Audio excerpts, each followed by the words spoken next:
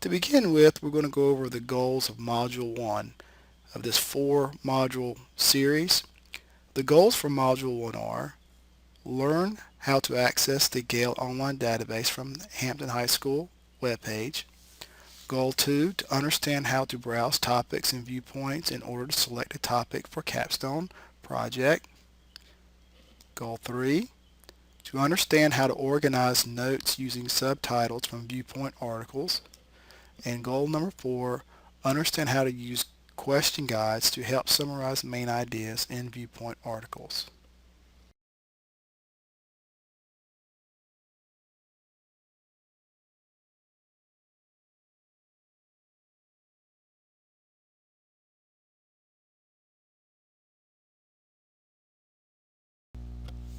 And our first goal is to learn how to access the online databases.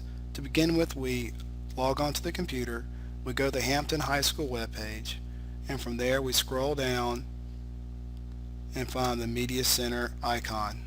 We'll click on the Media Center icon and it brings us to the Media Center main page. If we select the third option, Online Resource Search page, we click on that, and then we click on the Online Resource Search page a second time. This brings us to the Online Database page. From here, there are lots of options to choose from. However, the one that's probably going to help most students out using capstones is the one entitled Opposing Viewpoints in Context. If you click on Opposing Viewpoints in Context, it brings us our login screen. The password for logging in is Hampton, all lowercase. So type in HAMPTON, all lowercase, click Proceed, and this loads the Online Viewpoints database page.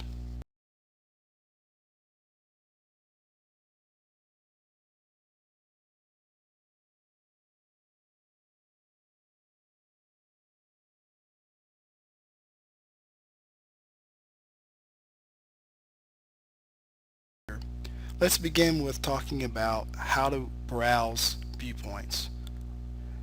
One of the challenges students have is trying to figure out the topics they want to write a paper on or do the project on. One of the ways of helping generate ideas or brainstorming ideas is to use our Browse Issues option. If you look in the upper left hand corner, there's a hyperlink entitled Browse Issues. If you click on Browse Issues, it gives you a nice long list of all types of different kinds of issues to choose from. Students, now that you've had a chance to look at the viewpoint list, let's take a few moments and search over those lists and pick a particular one you want. Scroll down the list and see if you can find something that interests you. For example, one of the things you might want to consider is video games, which is a common one people like to do. So we click on video games.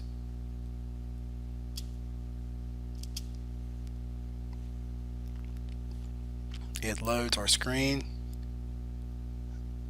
and we have lots of options, but just for proof, the first one that pops up is this featured article.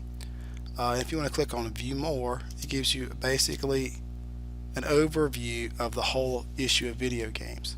So take a few moments and read this first paragraph and see if that a particular article may be interested in you. If you're interested in video games, you might want to look at this one or any other social issue. Take a few moments, read those articles or read a paragraph or two, and then decide whether or not you want to choose that topic. If you do, then simply write down on your note card the name of that topic. And we'll take a few moments and pause here and proceed to the next step.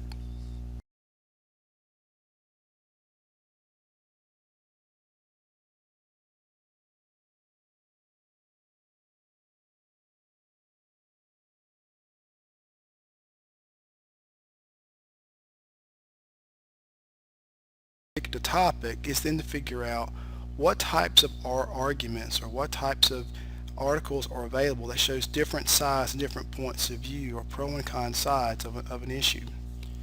And that's where viewpoints come in. Viewpoints basically give you different sides of an issue.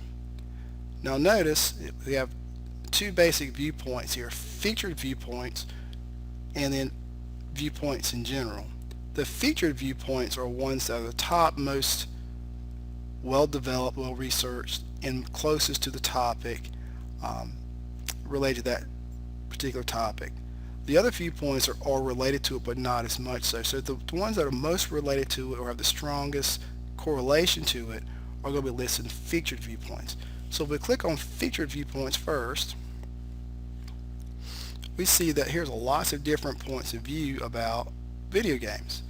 For example, the first one reads, violent video games promote antisocial behavior. Obviously, that's a negative side of video games. But then just below that, we have the opposite side.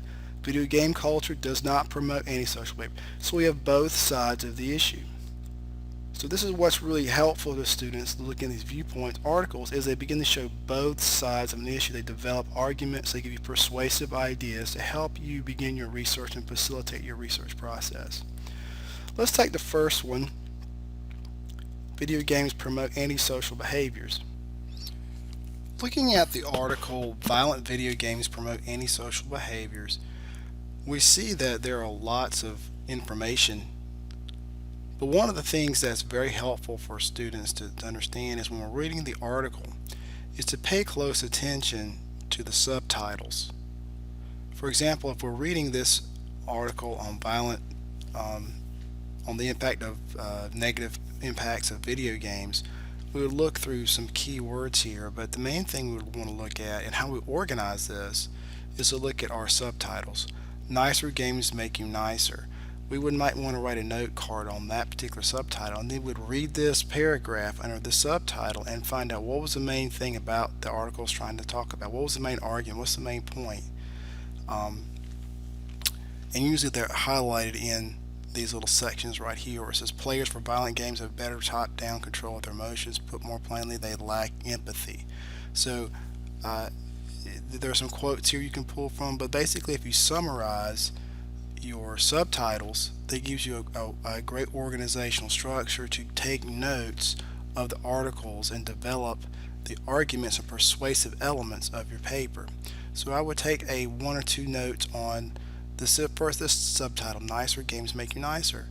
I'd follow down, read a little more. The lack of empathy, I'd focus on that. Video games creates a lack of empathy. Why? And write a note about that. Scroll down further. Immersive versus non-immersive. What is the importance of that? Make a couple of notes on that.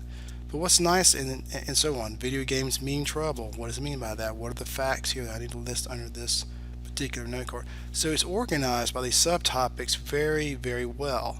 So when you're developing your argument, you don't just simply summarize the whole thing. Go through your subtopics and summarize your elements of your argument by subtopic. That's a quick, easy way to get a bullet list of ideas or a bullet list of points that you need to develop for your paper. Now, if your paper is not on the negative aspects but the positive aspects, then obviously you want to select a different article. But if your ideas match this particular viewpoint, then it's a simple way of taking notes to do that. Another important thing to think about too, when any article you look, if you find one you find a lot of information, is look at the further reading section and also the periodical internet sources. If you want to go back and look up some of these articles online on the actual internet, you can then go look through these and Google them or use whatever search engine you like and find more information that way. But here again, the whole purpose of viewpoints and online data is to give you a jump start to your research.